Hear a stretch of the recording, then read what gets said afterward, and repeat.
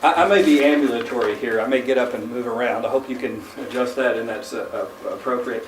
I also would like to thank the Ryan Center and Colleen for bringing me here. It occurred to me when Rick was talking that Colleen is the quintessential Madisonian, quintessential and comprehensive Madisonian.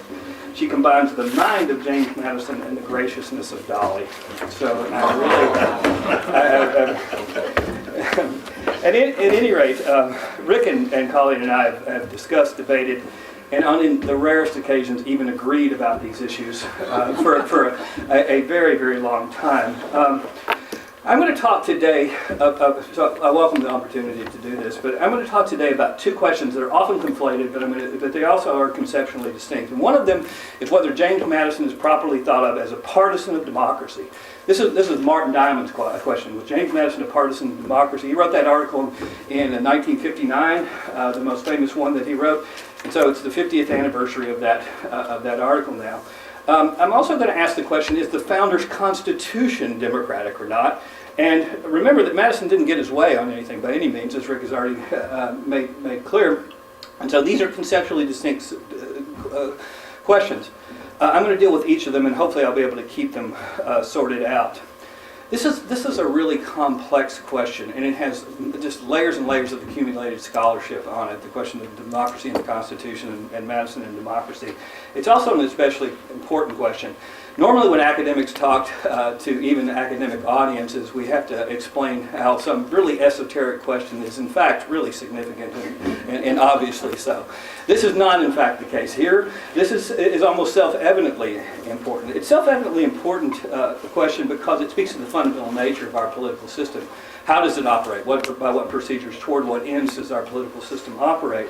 And then secondly, it speaks to the legitimacy of our political system.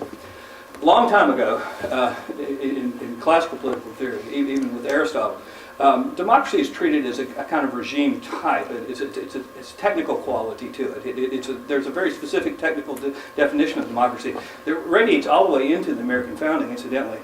Today, that technical definition is long gone, and it's a normative point as well. And so, to say that Madison is not a proponent of democracy is to issue a challenge. And to say that the Founders' Constitution is not democratic is also to issue a challenge, and even implicitly to call for reform of it, because it must be democratic, otherwise we need to reform it.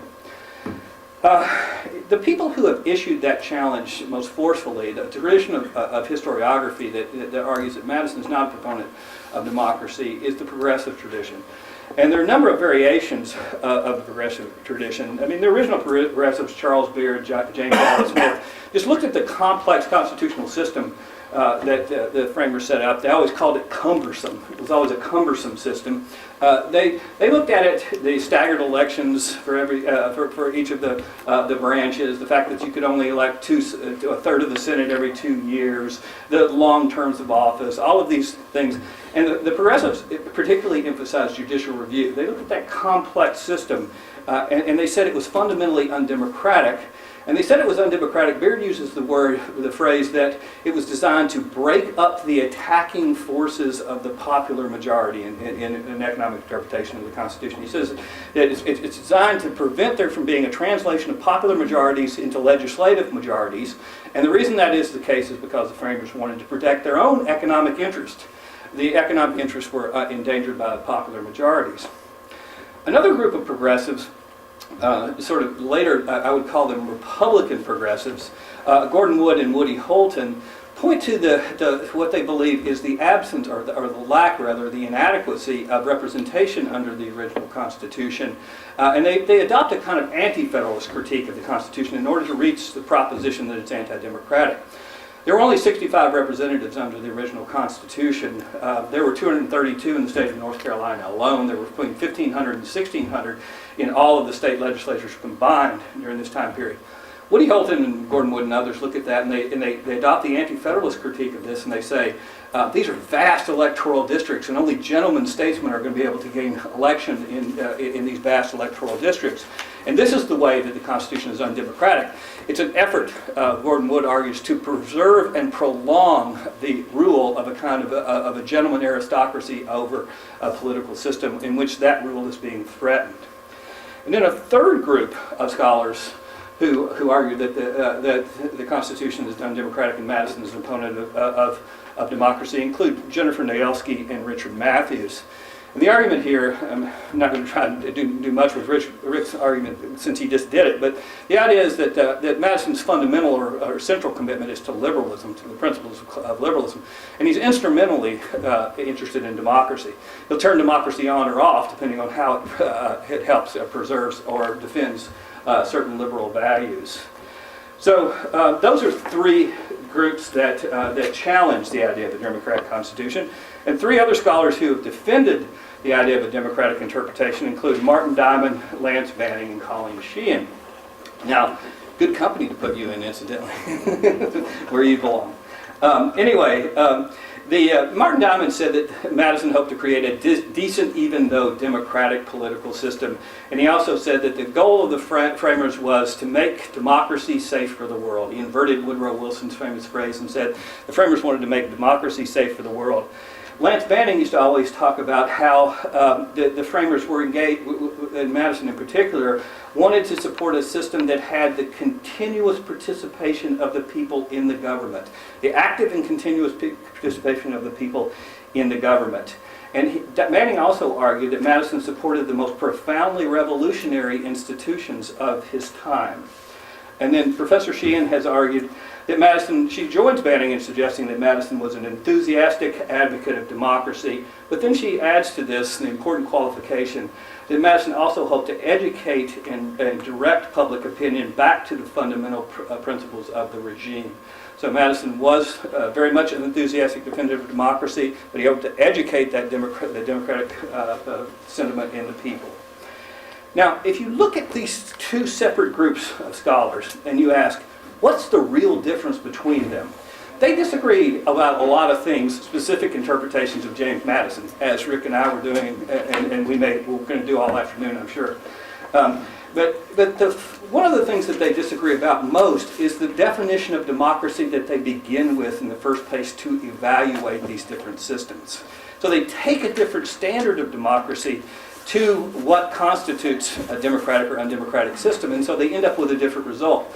The problem with that is they often don't articulate that. They don't articulate their own conception of democracy, and they don't say, what really differs from me from Charles Beard or me from Martin Diamond is that I have a different understanding of democracy in the first place.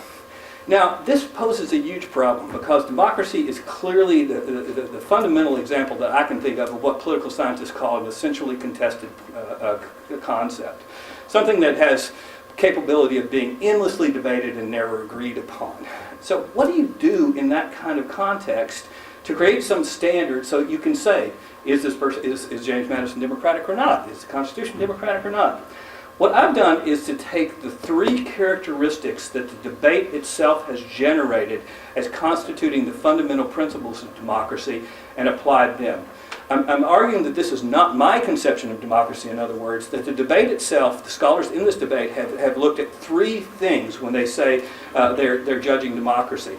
And those three things are inclusiveness, who gets to participate, who gets to vote, who gets to run for office, political equality, does everyone's vote count the same, does everyone have equal influence in the political system, and then responsiveness, how responsive is this political system to the people, to public preferences?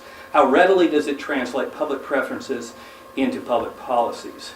So those three things, Inclusiveness, political equality, and responsiveness, it seems to me, provide a kind of criteria for entering into this debate and helping to make sense of this debate. When you judge Madison against these criteria, it seems to me you create a kind of prophylactic against flippant characterizations of him as democratic or undemocratic one way or another. And when you do this, I think you also end up with a considerably more complex and ambivalent interpretation than either the progressive interpretation or Madison, the one given by Madison's defenders. So very briefly, I want to go through each of these three categories and talk about the Framers' Constitution and also Madison's views on them, and then I'll come out with some conclusions.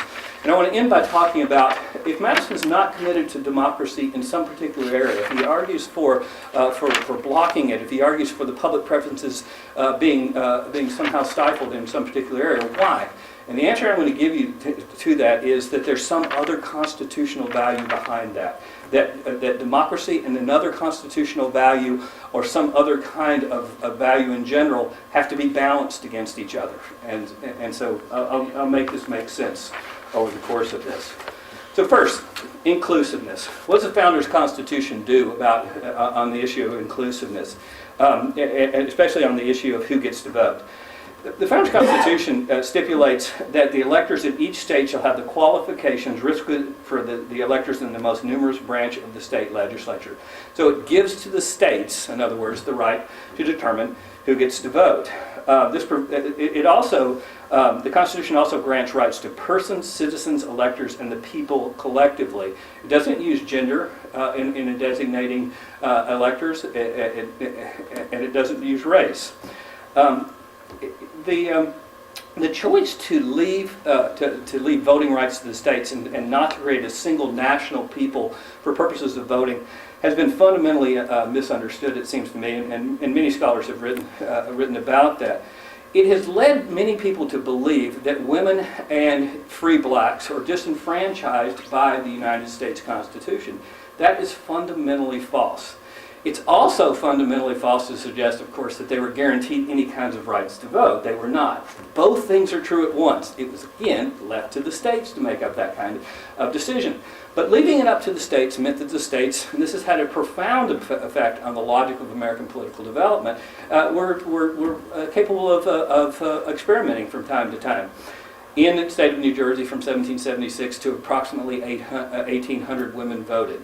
In many states in the Union before the 13th, 14th, 15th Amendments were passed, free blacks were allowed to vote. Free blacks had the suffrage given to them, taken away to them, given to them. The trajectory has been back and forth. It's been very serpentine as a result of this. Now, the available what that means, in other words, is that the Constitution itself is pretty inclusive. It includes everyone that the states themselves wanted to include, but it also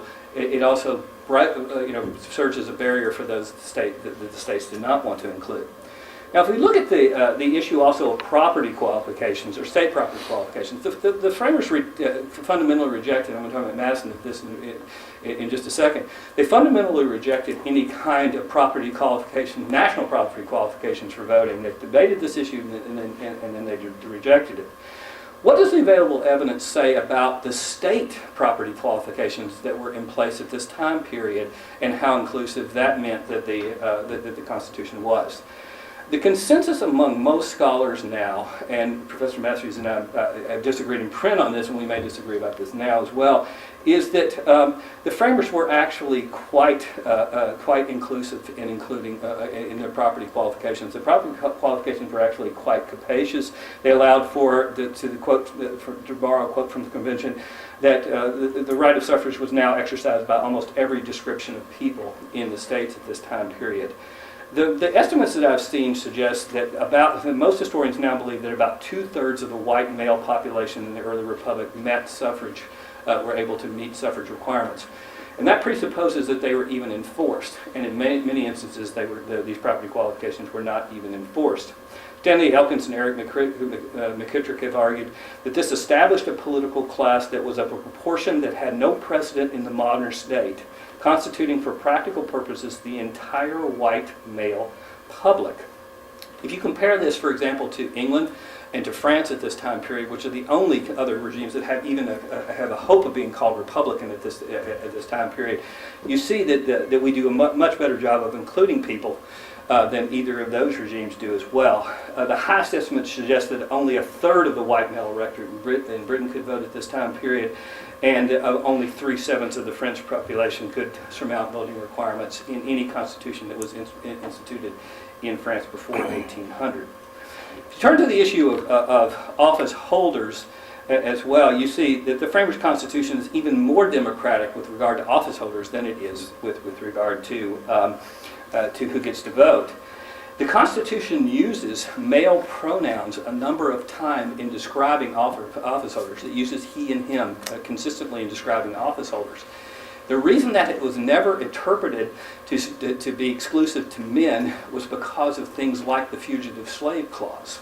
The Fugitive Slave Clause also uses the phrase he and him in it, and if they interpreted he and him in one part of this to mean that, they had to allow that there could be women fugitive slaves who could not, in fact, be captured and taken back. So this is what served as a barrier for this. But you all know the requirements to serve for office, but I'll just remind you of them very quickly. To be a representative, you have to be 25 years old, a citizen of the United States for 7 years, and an inhabitant of the state, not the district, incidentally, that you hope to represent when elected. There was an explicit rejection of residency requirements at the Constitutional Convention. So you don't even have to be a resident of the state. You can move into the state fairly soon before you serve for election. Senators had to be 30 years old, 9 years a citizen of the United States, and inhabitant of the state that they represented when elected. And then the president had to be 35 years old, a natural-born citizen, and a resident within the United States for 14 years. I'm going to turn back to this natural-born citizen concept in a minute, and it seems to me the only illiberal proposition in the Constitution with regard to office holding. But notice what's important, what's absent in these different stipulations. There are no race or gender qualifications to hold any office of the United States Constitution. There are no age or citizenship requirements for any federal judge. Again, those of you who teach American government know that you can startle your students by telling them that a Supreme Court justice does not have to be a citizen of the United States. I guess that opens up the prospect really widely for Obama in his next appointment. Actually, all it really means is that there are certain kinds of formal requirements that are set forth, and there are any number of informal requirements that are going to govern this. In terms of office holding as well, the Constitution contains in Article 6, Clause 3, it states that no religious test oath shall ever be required as a qualification for any office or public trust under the United States. This is a remarkably liberal proposition for its time period. Almost all of the state constitutions at this time period have within them religious test oaths.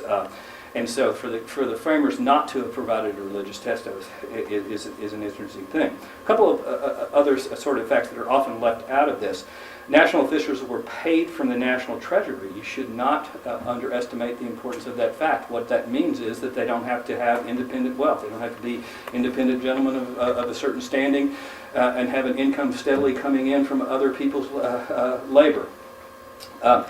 The age requirements as well, and this is an interpretation that Akil Reed Amar has set forth, and I think it's a good one, are also interesting. They're relatively minor, of course, 25 years old, 30 years old, and 35 years old. But even those are older than you would expect for an office holder at this time period. You might be able to run for office for 20 years old during this time period. Life expectancy is much less than it is now. So why did they even lengthen it out to that point? Amar argues that they lengthened these things out actually in order to allow to give an advantage to the aristocratic sons of certain established families. So in other words, this would give the ordinary Joe, who had to establish a reputation for himself and establish an income and some standing in the community, time to catch up to the son of a gentleman statesman. So even that is a somewhat, even the things that we look at now and think, man, that's not particularly democratic, we should allow younger people to even that can be, within their political culture, can be seen as somewhat liberal. The single exception to the liberality of the Constitution comes in the requirements for naturalization in general, and for President of the United States in particular. The justification that was given for the president having to be a natural-born citizen, it struck me as fundamentally illiberal and to be what Roger Smith calls inegalitarian and ascriptive ideologies. In the case of the president, they were worried that there would be foreign conspiracies among individuals who wanted to try to attain office.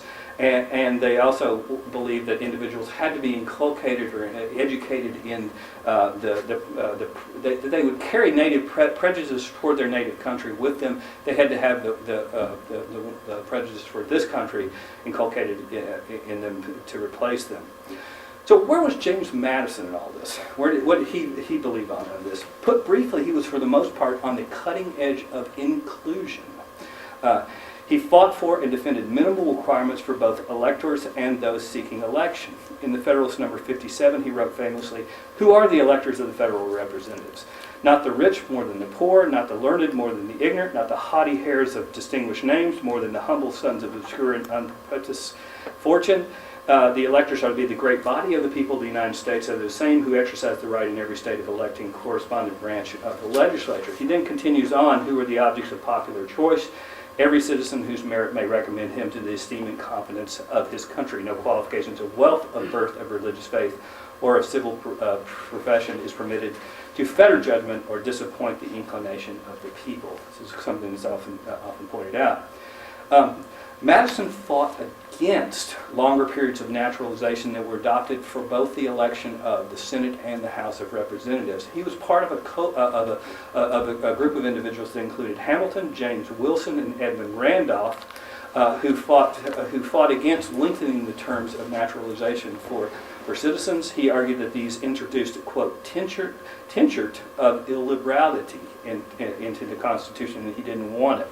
Now, the exception to Madison's general preference for inclusion comes from his guarded support of a landed requirement, or what Madison called a freehold for voting at the convention. And this is the point that Rick and I have disputed and may dispute here later in the day. But if you look at the debate in the convention, what Madison says is, if you consider the question on its merits alone, then the freeholders of the country would be the safest repositories of Republican liberty. That's of course a direct quote. Nevertheless, he then quickly points out that his support for a freehold requirement would depend upon its probable reception in the states where citizens of every description already voted.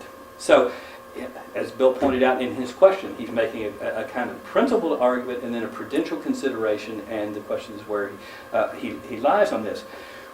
We don't know the individual votes of the delegates at the Constitutional Convention. You can divide, sometimes you have, Madison does list a few of them, and you can calculate some individual votes from others. As far as I know, we don't know Madison's individual vote on whether, in the end, whether he supported a freehold requirement when it was debated or not, or ever, if it even came to a vote. I don't remember if it even came to a vote. Now, the other possibility is that Madison and the Founders' Constitution is illiberal with regard to inclusiveness because of this idea of expanded electoral districts and of the use of expanded electoral districts. Did the founders of the Constitution hope to exclude a certain class of individuals from being elected by having vast electoral districts and elections from vast electoral districts? Again, the statistics are that there are 65 national representatives. In the state governments at this time period, some few thousand people elect the state legislature, a couple thousand, most 5,000, something like that. Under the United States Constitution, remember the Constitution says there has to be at least one representative for every 30,000, and then you can there cannot be more than one representative for every 30,000. And then at the time of the Constitution, at the time of the first Congress, there was about one for every 40 some odd thousand representative individuals. At any rate, the Anti-Federalists made the following critique of this idea of elections from expanded electoral districts. They said, these individuals, these gentlemen statesmen, have rigged this system against us. They've slanted the electoral process in their own favor. How have they done so? They've done so by creating an electoral procedure that makes having a diffusive reputation, really wide name recognition, very, very important in getting elected to Congress. They've also, according to the Anti-Federalists, they have their own social networks. They have their own, and they have greater wealth. They have greater resources and social networks networks to get elected. So they're going to be able to do this, and we're going to be put out. Malek Smith in the New York Ratifying Convention provides a kind of classic statement of what the Anti-Federalists believe about what is taking place in this elections of expanded electoral districts. The problem with making the kind of critique that Jennifer Nedelsky makes about this, calling this a class-based argument, is that ultimately it's still the people who get to decide what representative they put into office. And it's not, in fact, the case that ordinary individuals could not develop diffusive reputations. It's not the case that they couldn't form their own social networks. Did they have fewer resources to do it to a certain extent? Yes. Is it possible? Yes. Hamilton, for one, and Noah Webster as well, but Hamilton in particular, at the Constitutional Convention, when Madison is presenting his theory of the extended republic, he's writing all this stuff down and he's taking these notes. He takes these notes and he says, Madison's right about this to a certain degree, but not nearly the degree he thinks he is. And what he says is, demagogues are not inconsiderable people. In other words, a demagogue can use this very electoral procedure that Madison thinks and that others think is going to put a virtuous statesman into office in their favor as well. So there's at least, there is, in other words, a risk. This is the best way to put it seems to me. That when you devolve this back, when you don't have a formal requirement that says an individual has to have a certain amount of wealth, be from a certain kind of station or whatever, you allow an electoral procedure to do this, then you create certain cultural assumptions within the society that mean this is the kind of person that gets elected. But what if those cultural assumptions change? And what if the ordinary people start to identify with one of their own and elect somebody to office? So to simply say that is class-based, it seems to me, it is inappropriate. With regard to Madison, it's also important to point out that Madison was never on board that in wholesale, even in the first place. Madison fought twice at the Constitutional Convention to double the number of representatives who would be serving in the first Congress, from 65 to 130. At two separate times, he had his own separate motion to double the number of representatives, and then he seconded a motion another time at the convention to do this. If you remember back to the Bill of Rights as well, there were actually 12 provisions in the Bill of Rights that were submitted to the states. The second of those had to do with the salaries, not changing the salaries of representatives. That's the one that became the 29th Amendment relatively recently. But the one before that, the first one that was submitted to the states, had to do with the minimum number of representatives there could be and allocating and increasing the number of representatives that there would be. James Madison set that forth.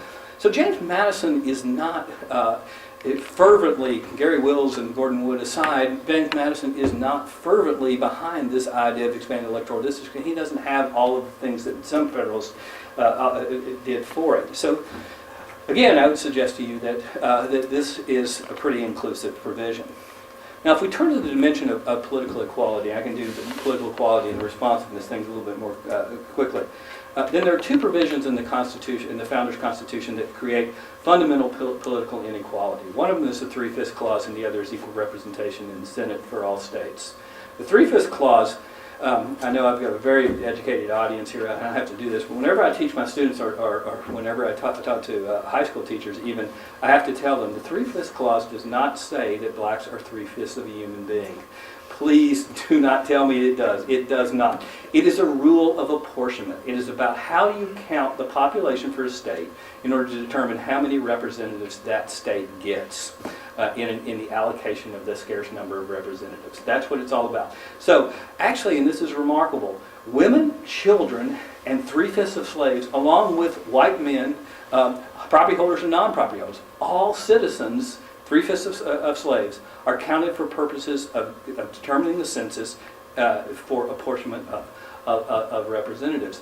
That, incidentally, for women marks a kind of an important but neglected step in the democratization process for women in early American history. You don't hear about that very much, but what it means is that they were taking women into consideration really for the first time. So the states did not apportion their representatives based upon enumeration of women at this time period. The federal Constitution does. Anyway, that's an aside. This provision, the 3/5 clause, meant in effect, its effect over the course, and this could have been projected and seen, over the course of the antebellum period right up to the Civil War, meant that southern states got approximately 1/4 to 1/3 more representatives than they would have gotten had slaves not been counted. Okay? This had all kinds of extra effects in terms of the whole constitutional mechanism of appointment and all of the things that go with it, and in terms of selection of the president. Remember, if you use the electoral vote, if the representation, the number of representatives becomes the basis for your electoral vote, then the fact that 3/5 of slaves are counted gives the slave states even more power in the election of the president. Where was James Madison on this provision? Unfortunately, he was on the anti-democratic, the pro-slavery side, consistently in his career as far as I can go. It deeply grieves me to have to tell you this, but it is in fact the case that he basically supported this. He may also have been one of the first delegates to have seen that using an electoral college would allow the southern states to gain an advantage or to gain some kind of count for their slaves.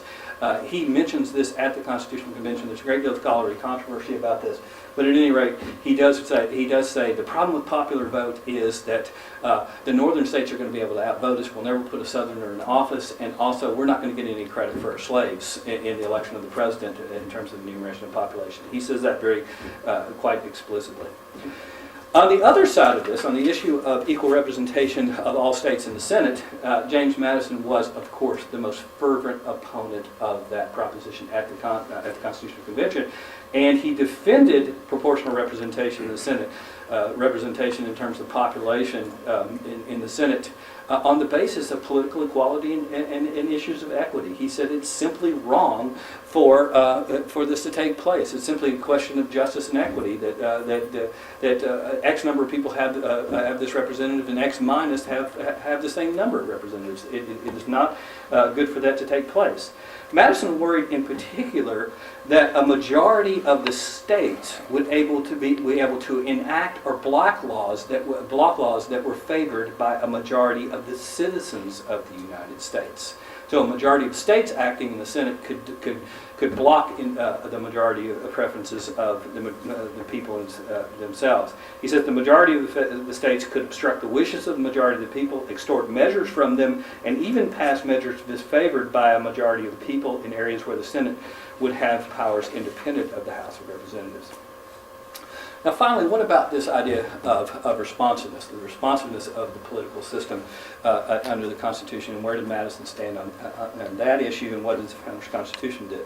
The best metaphor for understanding the Founders' Constitution with regard to responsiveness that I've come across is from my friend Michael Zuckert.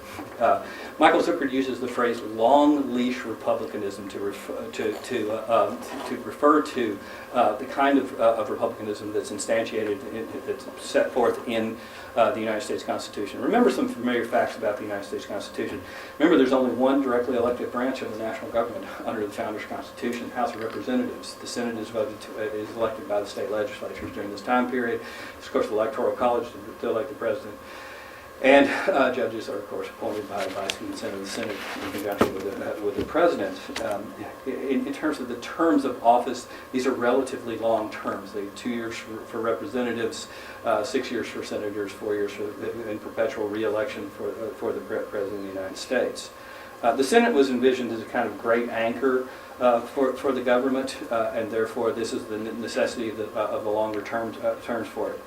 All of that you're quite familiar with. The other thing I would add to this, and to complete the model of the long leash republicanism, is that the conception of separation of powers that's embedded in the United States Constitution is one designed primarily to control Congress. Whatever we believe about the relative power of the various branches to each other today, the framers clearly believed that the legislative branch was going to be the predominant power. Madison calls it the impetuous vortex in one of his legislative branches, the impetuous vortex in one of his. He says in Federalist number 51, the legislative branch necessarily predominates. In Federalist number 48, he goes on at great length about how the legislative branch can overwhelm the other branches. So what do you do in a system in which you have a legislative branch that's more powerful than the other branches? You create independence from the other branches and longer terms for those other branches in order to allow them to check this branch which has more power and has a natural kind of popularity based upon its grounding in the public. And that's what the system of separation of powers, it seems to me, in the United States Constitution does. It is designed primarily to control the legislative branch. All things get completely screwed up with the orientation of political parties. Once the political parties become in this, that completely changes the conception of separation of powers. I'm not suggesting to you that that's how separation of powers works. I'm suggesting to you that it was their intention and their design. Now, the best way to highlight the fact that the constitutional scheme established, or the government established in 1787, is not a particularly responsive one, even within the framers' world, is to contrast it with the state governments at this time period. In the state governments, almost all the branches were directly elected. They were directly elected for very short periods. All of the states had annual elections for their lower house. The state of Pennsylvania had a unicameral legislature. The state of Georgia did too. Vermont had two state constitutions that had unicameral legislatures. The most remarkable statistic from the early state constitutions, however, is that 10 of the 14 governors in those states were directly elected by the people, and they served annual terms. So annual elections also applied even to the chief executive of those states. In addition to all of that, the state governments at this time period were contained within a relatively small sphere compared to the sphere of territory that the national government was. And they had these plebiscitary devices for translating public preferences and public opinion into public policy. There was rotation of office. There were efforts many of the state constitutions had specific provisions in them that allowed for the direct instruction of representatives by segments of the population. You had a common practice in the states, in some of the states at least, of the legislature sending a bill out to the public, and then petitions and remonstrances being set forth either for or against this. The most famous example of this, of course, is the famous debate over religious assessments in the state of Virginia in the mid-1780s that Madison and Jefferson both participate in. This bill is circulated in public, actually, at several different occasions, and Madison's memorial and remonstrance is a response to that. It's one of many. It's actually one that has only about 1/4 of the signatures of another document. But anyway, there's this kind of constant circulation of these ideas, and then efforts to hold representatives quite close in terms of short leases. Madison, during this whole time, is proposing a system that's even less responsive and less accountable than the one that the Constitution eventually includes. Specifically, at the Constitutional Convention, Madison favored 3-year terms for representatives, 7-year terms for senators, and this is the most remarkable thing. Even late in the convention, he argued that life terms for presidents should be taken seriously. He seems to have used it as a kind of heuristic device, but he nevertheless believed that it should be debated seriously because of the importance of executive independence. I've never quite made sense of that provision, and Lance used to always tell me, "Alan, you're reading it wrong. This is not. He's not seriously considering this." But the language, it seems to me, he is. I just have to disagree with Lance about that. At any rate. So I think it's wrong to suggest that Madison was committed to preserving the most profoundly revolutionary institutions and convictions of his time. The most profoundly revolutionary institutions and convictions of his time were included in the state governments during this time period, and Madison is for a fundamentally different kind of political system than that one. But there's one final twist to this whole story of Madison's democratization, and this is what Holly and I spend all our time arguing about it. And that is that I think that James Madison became actually much more democratic during the 1790s than he had been in the 1780s. Basically what happens, as I understand it, is that a minority faction takes over the national government in his eyes. Now, in the 10th Federalist Paper, people often get this wrong. Madison doesn't say that minority faction has no power, no influence, or anything like that. He says the constitutional system has a remedy for minority factions, and that remedy is the majority outvotes them. But the constitutional system has no remedy for majority factions. What he finds out is the remedy he thinks is available for minority factions isn't all that readily available.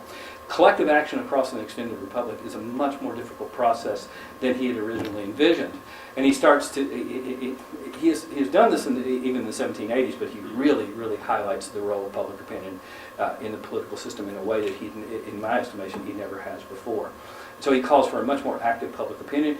He, in other words, he's struggling to find out how he can make the national government more responsive than it was, and in the mid-1780s, he's been trying to distance the people from the national government. So at any rate, so what does all this do? I mean, I've given you a kind of, I hope at least, a kind of ambivalent and somewhat complex view of all this. You almost need a score sheet, Democratic here, undemocratic. Okay, what do we do with this? How do we make sense of any of this? First, let me just summarize this. I think Madison is pretty remarkably, and the Founders Constitution is pretty remarkably inclusive for its time period. In the area of political equality, it's ambivalent. The 3/5 clause introduces fundamental inequality into the system, and so does the Senate. Both those things are passed. Madison is in favor of one, decisively against another. And the Constitution institutes this idea of long-range republicanism. Now, if you return back to the beginning, I told you there were two separate groups of scholars, progressives and defenders of Madison. And it seems to me that the progressives are wrong, or they're at least that they need to think about Madison's understanding that there were, in fact, Madison, in fact, contrary to the progressives, did in fact believe in the rule of enduring deliberative majorities. Over time period, there was long leash republicanism, but nevertheless, the majorities that lasted and fought their way through the system would be enacted. And so Madison is a partisan, in my estimation, of democracy. And the progressives really get it wrong, it seems to me, about democratic inclusion. They don't really consider that. They got the idea of property qualifications wrong from the very beginning, and the system is much more inclusive than the progressives want to admit. Again, because they have a political agenda, the political agenda of reform. Against Madison's defenders, I want to point to the 3/5 clause. I want to say that if you take into account the idea of political equality, then you'll see that Madison wasn't democratic in this instance. I think Madison's very difficult to defend here. I think he's simply trying to defend Southern interests. He worries that Southern interests and slaveholding interests are, in fact, going to be vulnerable, and he's trying to defend that. And also, I would point out, contrary as I just did to what many people conclude, that Madison was not for a particularly responsive system, at least even in comparison to the state governments at this time period. So, and here's the punchline of the whole thing. Okay, why was Madison in favor of democracy in one instance? Why was it for a pretty inclusive system in this regard, and somewhat guarded in other regards, with political equality and with? It seems to me that you have to understand that democracy is not the only value for Madison. That doesn't mean it's not a value. That does not mean it's not a real value. But nowhere is this more vividly illustrated than in the Federalist Number 37, where Madison says that you have a complex constitutional design that mingles, to use his word, in their due proportions, an attention to Republican liberty, stability, and also energy. These are the other qualities of good government. So at times, the people's preferences have to be somewhat negated because you have other qualities that you want from your political system. Among the other qualities that you want from your political system are energy and stability. So you need an independent Senate with long terms of office and an institutional memory.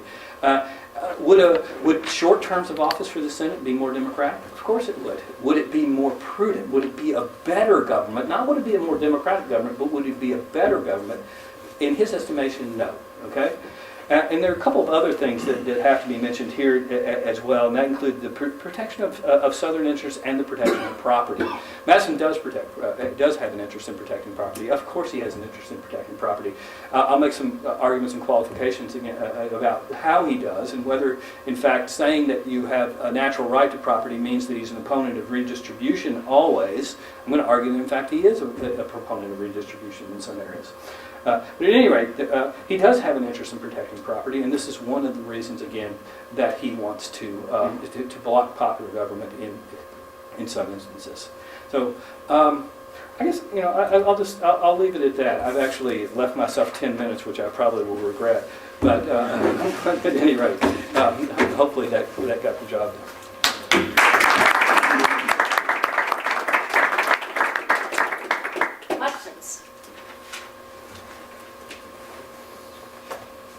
Andy? Can I go back to the distinction you made at the beginning between a technical and a normative understanding of democracy? It sort of sounded like towards the end you thought that Madison actually embraced this normative understanding of democracy as a kind of value. It might be more muted, it might be more, much more muted than today, but I wonder if you think that's true, that in fact Madison is sort of, looking ahead and seeing democracy in this way as a sort of value and not just a type of regime. I didn't mean to imply that, and I meant to imply really exactly the opposite of that, because we conflate all of these things about protection of rights and good government and all these other things into our very definition of democracy. And it seems to me that Madison still, and the founding generation, was still willing to say, in some instances, the people shouldn't rule. And here's why. Rick read a quote from Madison's papers in which Madison says basically there are some issues on which the people are going to be ruled by people who have superior wisdom than them. You won't find that frank of a consideration in modern discourse about democracy. And it seems to me that they had that frank discourse still. That it was still possible to write. Madison treats democracy still pretty much along the technical Aristotelian lines. I mean, he defines democracy. The technical definition he gives in number 10 is when all of the citizens assemble together and rule. He also carries with him the conceptions of the people that are drawn from mixed government. Within mixed government, the people have certain characteristics. They never intend anything other than the public good, but they're not real bright, is the proposition about this. And in the Federalist Papers, this is translated into the people never willfully mean to ignore the public good. They just kind of get out carried away and do it. So now, is that a normative conception of democracy? It seems to me that what we do in our culture is to make a normative conception of democracy by building all these other things that they talked about back into our definition of democracy, especially rights. I mean, we say no political system can be democratic that doesn't protect rights, right? So they kind of, it seems to me, continue to keep those things conceptually distinct so that they could criticize democracy, at least allow them. Alan, if I could follow up on that question, because even Hamilton, he's explicit about it at the Constitutional Convention, calls the government that's being formed a representative democracy. And Madison says in the Federalist Papers that we have to be careful. I mean, when you say he's using certain things that he also considers values. So sometimes he chooses democratic values, sometimes other things. I'm wondering if he would see it that way, in the sense of, he said we have to be aware that sometimes the face, the countenance of a political order can be democratic, but its soul oligarchic. So there might be certain things that we have to consider in terms of democracy so that it can be rescued from the opprobrium under which it has so long labored, democracy, popular government, and be recommended to the esteem and the adoption of mankind, so that those things are not necessarily democracy versus anti-democracy, but the things that rescue democracy and make it respectable. I want to just take one example now, because I'm sure we can talk about lots of these things later, but the three-fifths clause. That you determined that Madison on that particular issue fell on the, quote, pro-slavery side. Well, if he did, look at all of the other people at the convention, including those who stood up and called slavery the curse of heaven. I wonder if we might consider, instead of calling it the pro-slavery side, because I don't know anywhere in Madison's writings where he says anything that could even be interpreted as possibly in favor, that he's in favor of slavery. But that he's on the side, as Martin Diamond would say, of the three-fifths compromise. Not pro-slavery, but the compromise with the principles he actually believes.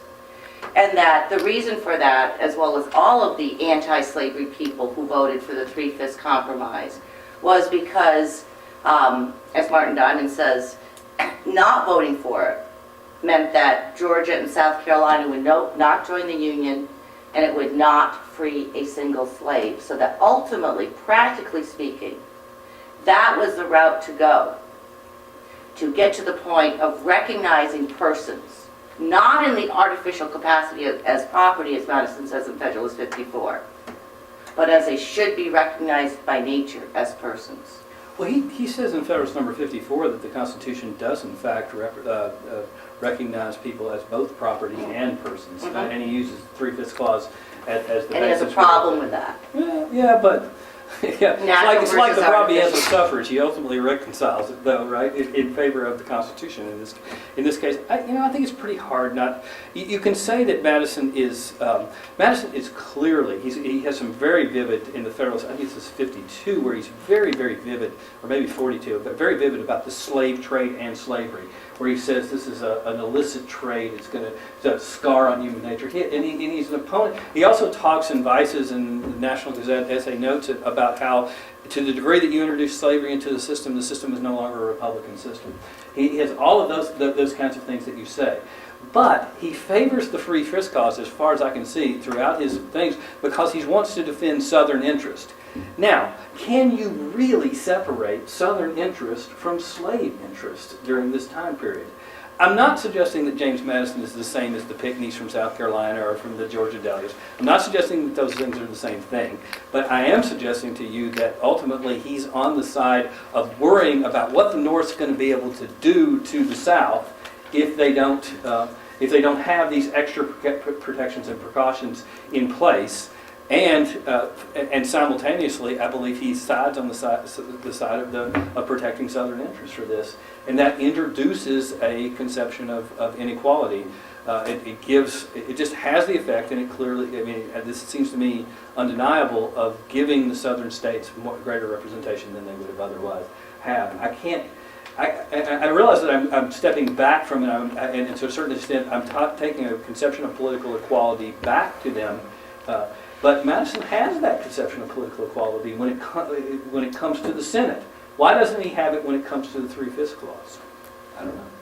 I want to follow up, but I'm going to be a gracious host following Dolly Madison and ask Rick if he would like to follow up. Yeah, surprise, surprise, I have a different view than both of them.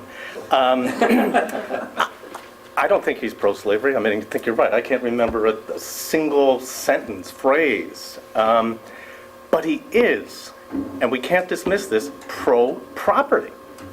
They have this joint status. They're property and they're humans. And he is desperately worried about what's going to happen if that doesn't matter. Now, protecting Southern interests, I would buy that, except at that last 1829, when he goes to the convention and he's old, he begins by saying, you know, this 3/5 thing, this federal ratio is not a bad idea.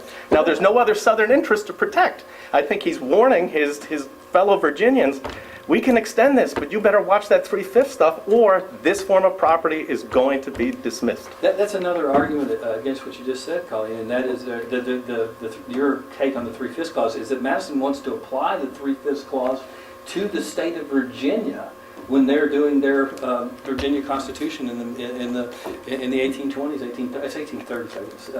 So he likes the proposition so much he's even willing to apply it to the state level and to ensure that certain kinds of representatives are you know how I feel about this. I defend him at any point I can find a defense for him, right? Go ahead. Well, I'd like to help you defend James Madison. Okay.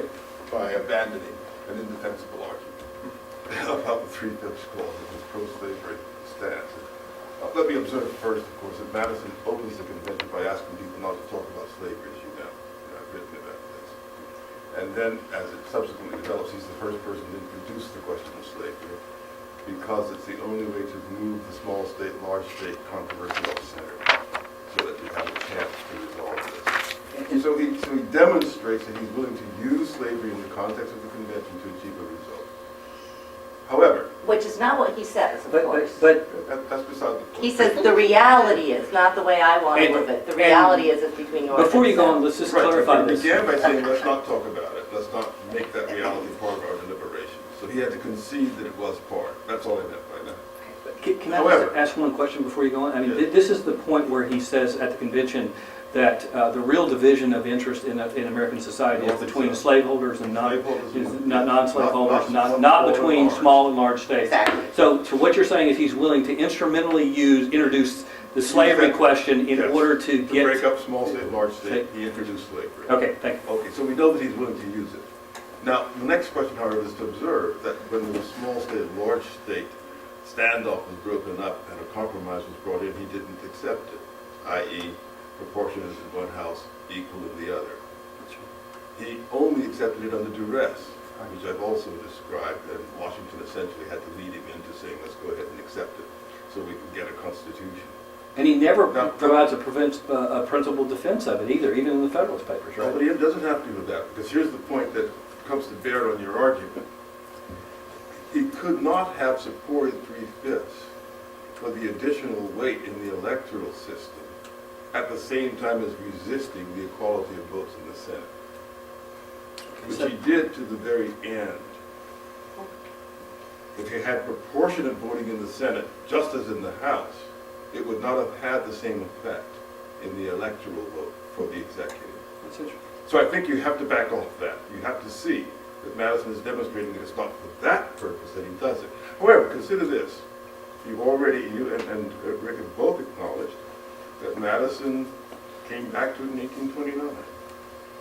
And what is the context in which he comes back to it? It turns out that by taking slaves into account, you actually take a liberal position, even though the slaves are not being liberated and they're not being directly represented. But by making them part of the story, you affect the dynamic of the politics in the manner that you described in the National Gazette essay. Please join me in thanking Dr. Allen Gibson.